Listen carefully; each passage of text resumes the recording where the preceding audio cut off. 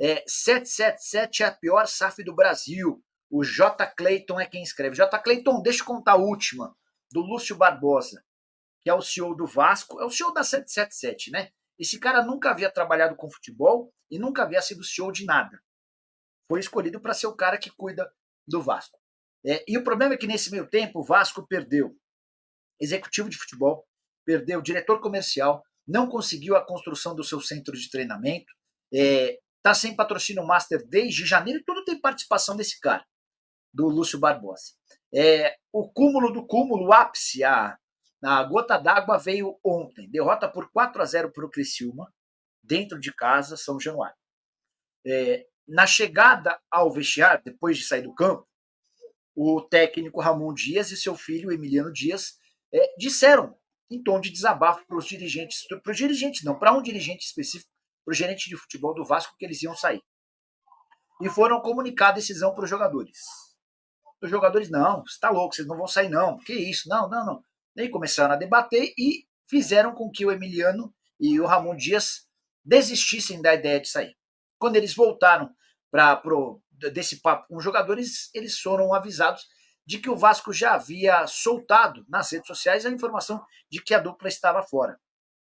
Por isso que na entrevista coletiva, o Ramon e o Emiliano anunciaram que foram avisados da demissão via rede social. Por trás dessa guerra de narrativas, o Vasco dizendo que eles pediram demissão e os caras dizendo que o Vasco os demitiu, há uma disputa de quase 30 milhões de reais. Informação exclusiva, tá? O salário de Ramon Dias e seus auxiliares nessa temporada é de 3 milhões e meio de dólares por toda a temporada. No ano que vem, o salário salta para 3 milhões e 800 mil dólares por toda a temporada.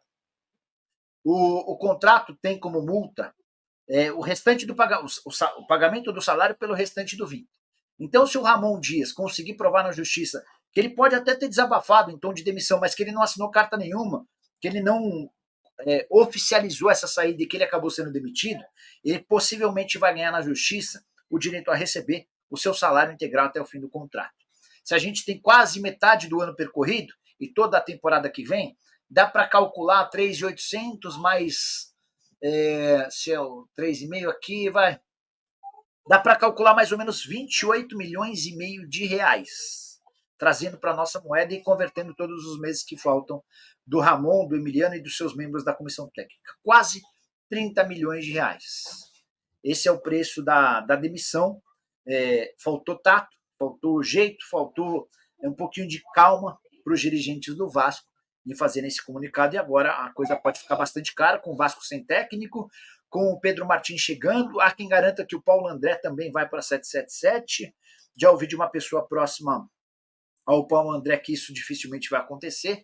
Enfim, aguardemos cenas dos próximos capítulos. Pedro Martins ou Carvalhal no Vasco? JP, acho muito difícil que o Carvalhal aceite trabalhar no futebol brasileiro. Foi convidado pelo São Paulo, não aceitou. Foi convidado pelo Botafogo, não aceitou.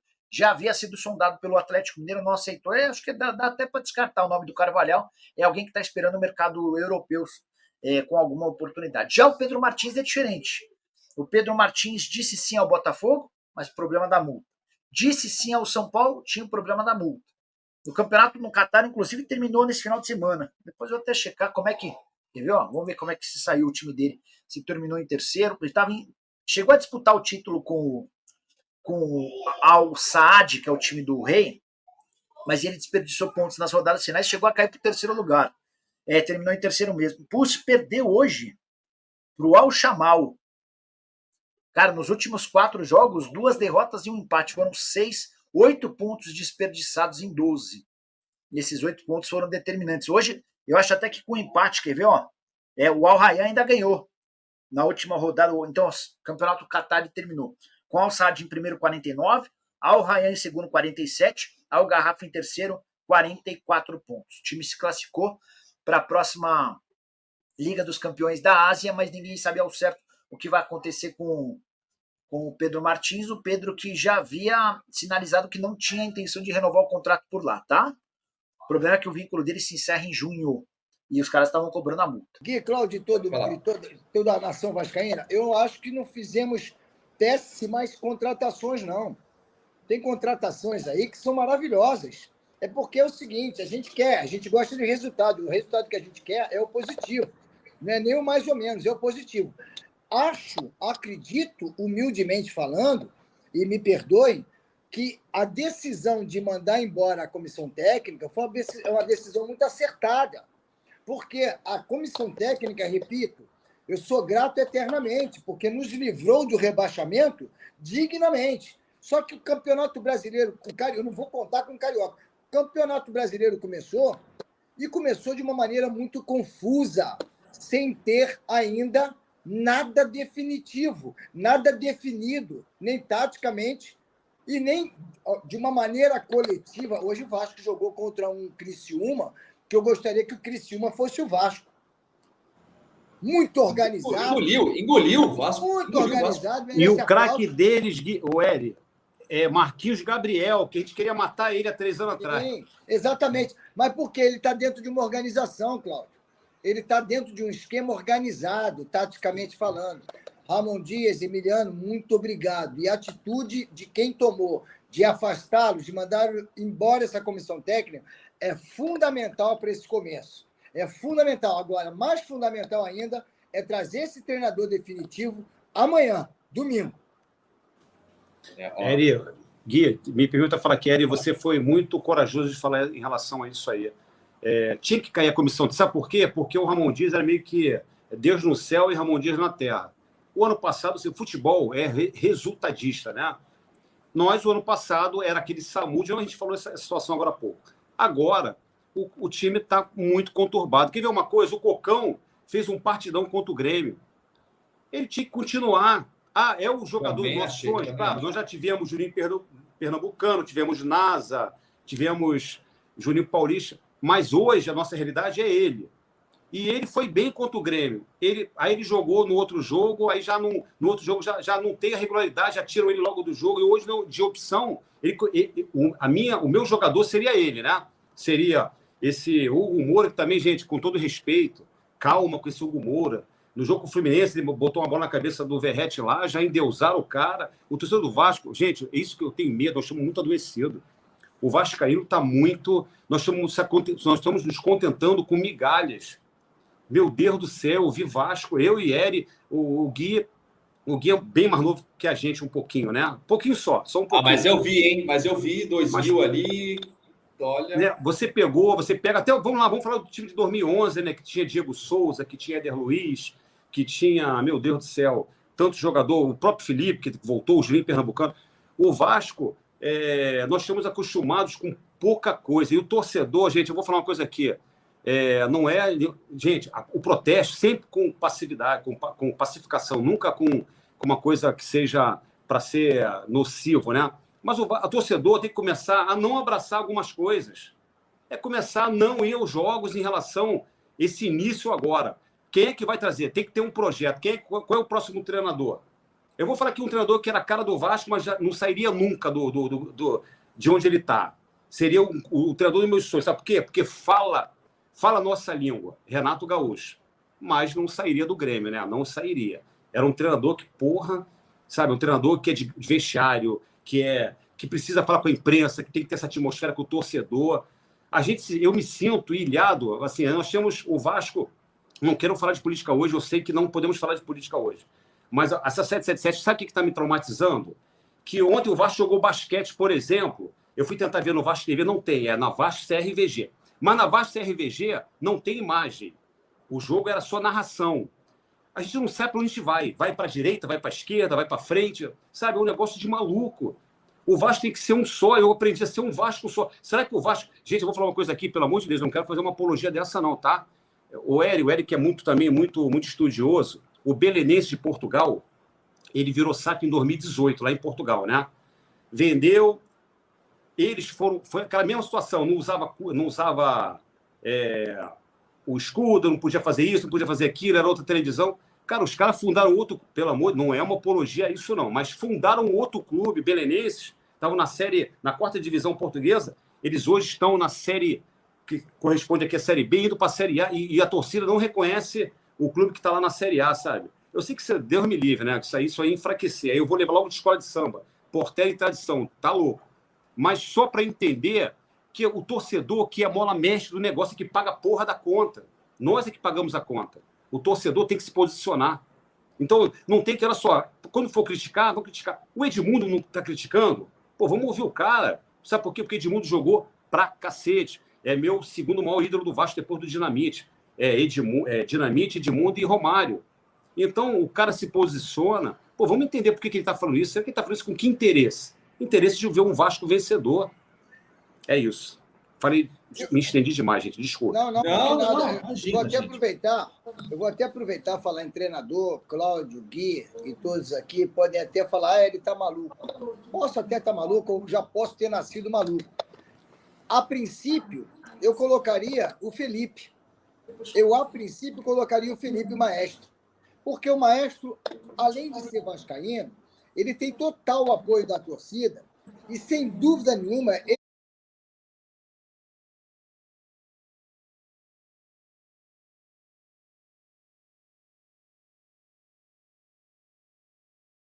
ele ia entrar como um representante nosso, porque o Pedrinho, que é nosso presidente, não tem voz ativa e não terá, e é assim mesmo e acabou, ponto.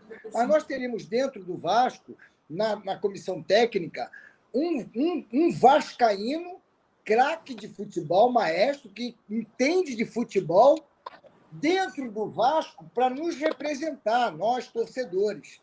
E por ele ser um craque de futebol e conhecer muito, muito o futebol brasileiro, eu colocaria o Felipe, eu colocaria o Felipe Maestro, para isso, para a gente não ter a possibilidade de jogar contra o próximo jogo com o interino. Aí, não. Interino, não, por favor. Sub-20, não, gente, é diferente. E o Felipe Maestro já tem uma experiência de treinador. Eu colocaria, mas amanhã. Aliás, eu colocaria hoje. Já mandava ligar para ele e falar: ô Felipe, segura essa onda aqui, quero ver.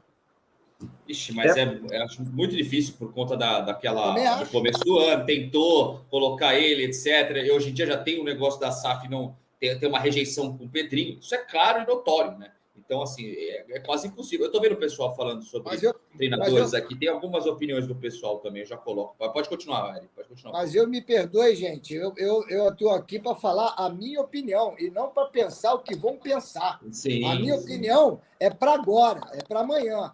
No Felipe não, porque a SAF tem problema com o Felipe. Eu caguei para a SAF, paguei para problema. Problema tenho eu, com o Vasco perdendo de 4-0 em São Januário.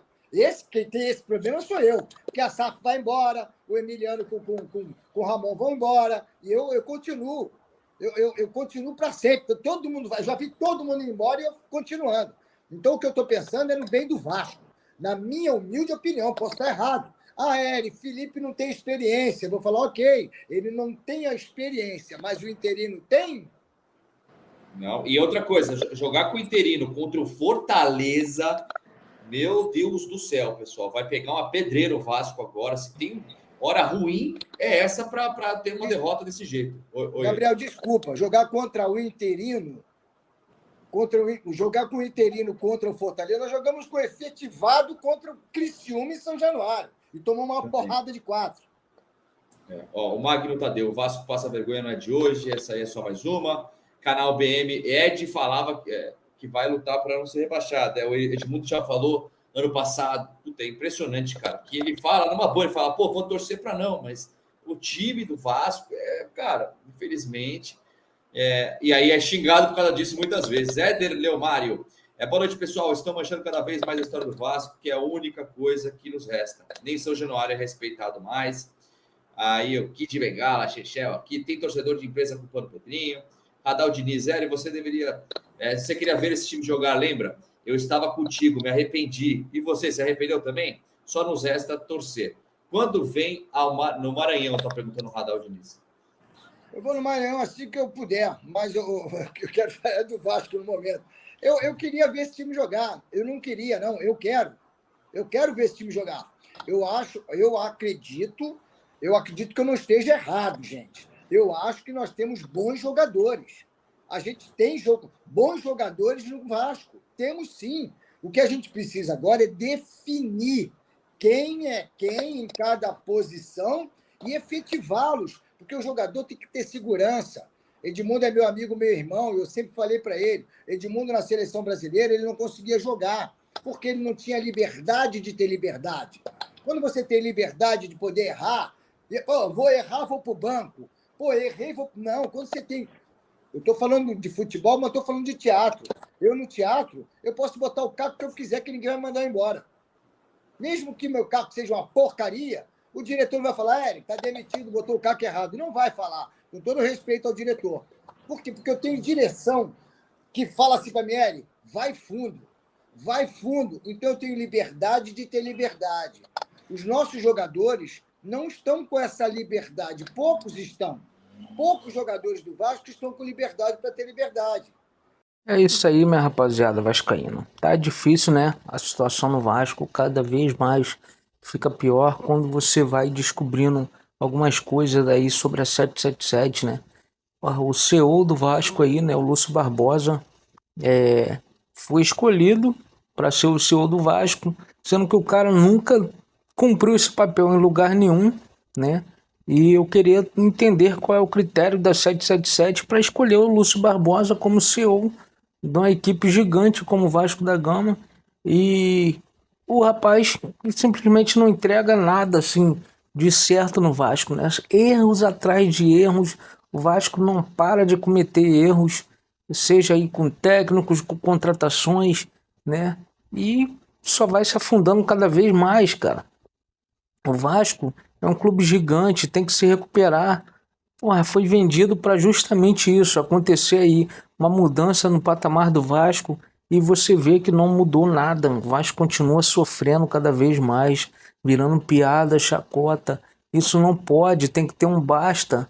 O Vasco precisa urgentemente voltar às suas origens, voltar a disputar títulos, ser grande novamente, né? O Vasco está sendo tirado como time pequeno, como time medíocre, e isso não pode. A história do Vasco é gigantesca, então tá complicado isso aí. Peço aí que você deixe a sua opinião sobre isso aí, né? Ative as notificações, deixe seu like e se inscreve no canal também, que é muito importante pra gente.